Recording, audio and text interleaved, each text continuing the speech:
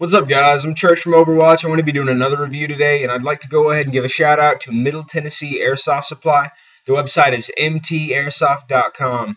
I'm doing the review on a 416 CQB today, and if you'll use the promo code JordanTV, you can get a solid 10% off, which the gun I think is $430 on sale right now. It'll go back up to $440. If you use that JordanTV coupon code, it gives you 10% off, which comes out to about $45. So definitely check that out. The coupon is JORDANTV. But anyhow, here's the gun. This is mine. It's a really solid gun.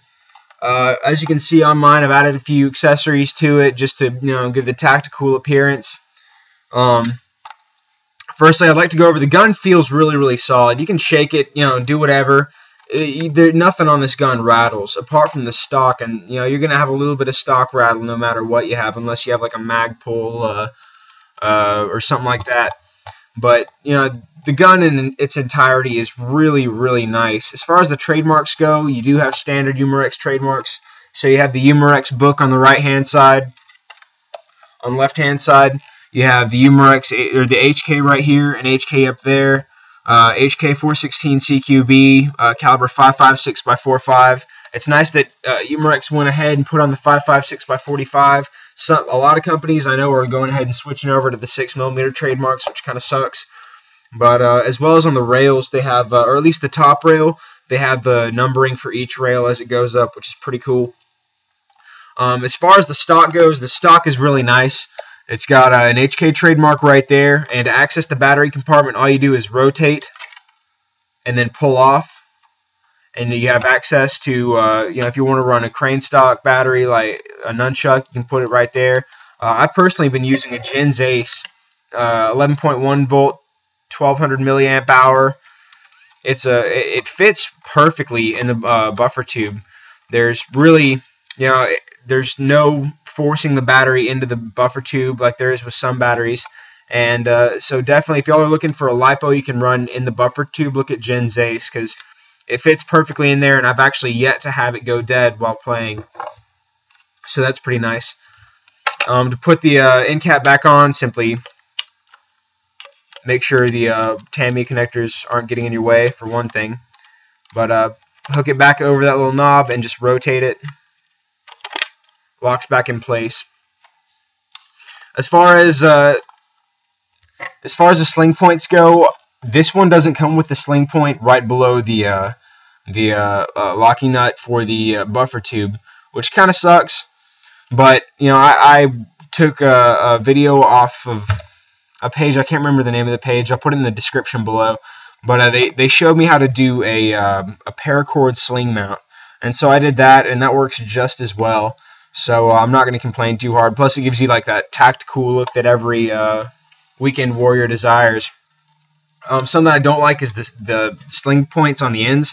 These are plastic. They suck. And whenever you're carrying a $440 gun, I wouldn't trust plastic to hold it, plain and simple. I just, I wouldn't want to run the risk of it breaking.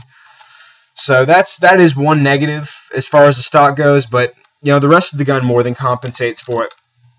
The motor grip is really comfortable. It feels a lot narrower than standard foregrips, and it gets a little bit wider towards the base. So if you have wider hands or even smaller hands, this gun will pretty much accommodate whatever size hand you have, or at least the pistol grip will. On the bottom, it does have a cap that covers the adjustment screw. So if you go and you pull this cap out, you can see the adjustment bolt underneath it. As far as the fire selector goes, it clicks in place very nicely. It's not going to pop out or anything like that. It's not pop out, but it's not going to slide whenever you're shooting or whatever. You're not going to accidentally worry about accidentally knocking it out of place or slipping to full auto or slipping to semi or even safe for that matter. It's real solid. As far as the magazine well goes, the only magazines that really fit it well are standard M4 magazines. If it's got any kind of lipping like this right here, this won't fit in there. The magazine release, as you can see, won't push back down. Even PMags, if you guys run PMags, which I know a lot of people do, PMags don't lock in place. You know, it doesn't matter how much you beat it on them, PMags don't lock. So you do need to run standard magazines. I think EliteForce makes some. They're like 130, 140 rounds. Definitely check those out. As far as the dust cover goes, it's really it's a nice little setup they have here. I accidentally broke mine, but they have the HK trademark laser engraved on the faux bolt, and as you pull back, it locks the bolt in place, and then when you hit the bolt release on the opposite side, this snaps forwards. Like I said, I accidentally cracked mine, but then again, you know, the day I get guns, I take them apart and mess with them. So you shouldn't worry about that unless you're doing a lot of disassembly, and even then, I probably just got a lemon. But as far as the muzzle brake goes, I bought mine secondhand, which may have something to do with the bolt release. But the guy who owned it before me was trying to take off the muzzle brake to put on his own, and he ended up destroying his muzzle brake, and that's because they glued the muzzle brakes on just like most manufacturers do.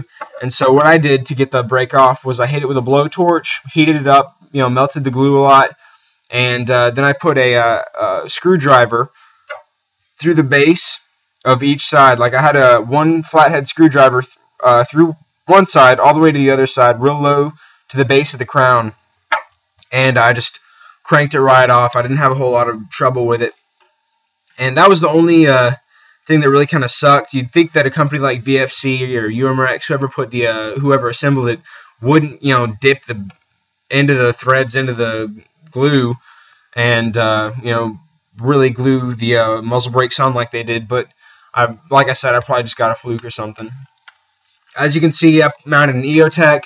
I mounted a PEC box and you know, M3 Streamlight, a Knights Armco pistol or foregrip, and I put a private parts quick detach suppressor on here, which I really like. You know, it gives you that, you know, really nice operator look and feel. The iron sights that come with it are really, really nice. They're a bit low profile for my taste, so if you're trying to run a EOTech or something like that, you're not going to be able to use the sights in series, but yeah, that's what Magpul sights are for. If you guys want to use sights in series, definitely check out Magpul Dynamics and look at their M-Bus sights, because those flip up in series with EOTechs. But these barrel sights, the HK stock barrel sights, are a little bit too low profile. If you want to take off the rail system, all you have to do is take out this bolt right here, and quite literally the whole rail system slides right off, showing the piston system below. And VFC did a phenomenal job replicating that piston system. It looks just like the real thing. And I'd take it off right now, but I'm a bit lazy. And so definitely look for pictures of that coming soon. I'll take some and post them up on the MTAS website and Facebook page. But all in all, this gun is really, really rock solid. Mine came shooting just under the 1 joule mark at about, I think it was 295 feet per second with a .25, and which equates to about 0.95 joules. And so it was Japan legal. It's CQB friendly. It's a really nice gun. Mine came shooting 1,500 rounds per minute on that 11.1 volt 20C, and which equates to about 25 rounds a second. So it's not real high. It's not real low. It's just a really nice balance. But if y'all have any questions or anything, definitely post a question in the description below. Give the video a like, subscribe if you guys enjoy this kind of stuff. And like I said earlier, go back and check out Middle Tennessee Airsoft Supply, mtairsoft.com. And be on the lookout for promotional codes. And like I said, anything I do a review of, you can go on their website and use Jordan TV and get 10% off immediately. So definitely do that. If y'all have any questions or whatnot, post them below. I'll do my best to reply. I appreciate it. This is Church from Overwatch. Thanks for watching.